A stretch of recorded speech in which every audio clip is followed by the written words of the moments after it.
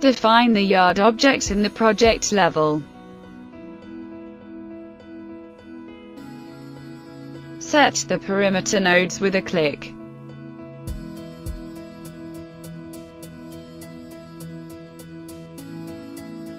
Use the drawing snap aids provided by other objects.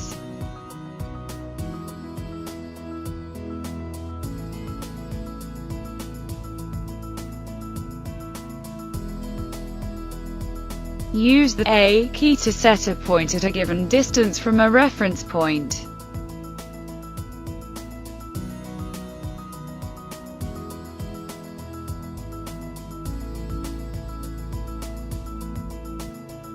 Specify a direction and type in a measurement.